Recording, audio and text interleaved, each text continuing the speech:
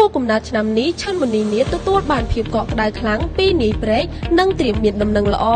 សម្រាប់ខួបកំណើតឆ្នាំនេះតារាសម្ដែងឆាន់មុនីនាថកាន់តែទទួលបានភាពកក់ក្ដៅខ្លាំងពីពិធីករនាយព្រែកដែលជាគូស្នេហ៍ដោយអ្នកទាំងពីរបានដឹកដៃគ្នាទៅកំសាន្តនៅខេត្តកំពតយ៉ាងផ្អែមល្ហែមបំផុតនាពេលនោះនាយព្រែកថែមទាំងបង្ហាញតម្រុយថានឹងមានដំណឹងល្អផងដែរនេះជាលើកដំបូងហើយដែលតារាសម្ដែងឆាន់មុនីនាថនិងពិធីករនាយព្រែកបានបណ្ដើរគ្នាទៅដើរលេងកម្សាន្តនៅក្នុងថ្ងៃខួបកំណើតរបស់ឆាន់មុនីនាថកន្លងមកអ្នកទាំងពីររៀបចំតែពិធីធម្មតានៅទីក្រុងភ្នំពេញប៉ុណ្ណោះទន្ទឹមនឹងការរៀបចំពិធីខួបកំណើតសម្រាប់តារាសម្ដែងឆាន់មុនីនាថស្រាប់តែនាយព្រែកដែលត្រូវមហាជនស្គាល់ថាជាដៃគូនិងជាគូស្នេហ៍ឆាន់មុនីនាថនោះបានបង្ហើបប្រាប់ថាអានាថនឹងមានដំណឹងល្អក្នុងពេលឆាប់ៗនេះហើយជាមួយគ្នានេះឆាន់មុនីនាថក៏បាននិយាយថាអរគុណសម្រាប់ការធ្វើខួបផ្លូវចិត្តដែលសែនមានន័យនាយព្រែកថែមទាំងបានជូនកាដូនិងបាច់ផ្កាដល់ធំដល់ឆាន់មុនីនាថផងដែរក្នុងថ្ងៃខួបកំណើតរបស់នាងមើលទៅទំនាក់ទំនងឆាន់មុនីនាថនិងនាយព្រែកកាន់តែផ្អែមល្ហែមនឹងគ្នាខ្លាំងឡើងពីមួយថ្ងៃទៅមួយថ្ងៃ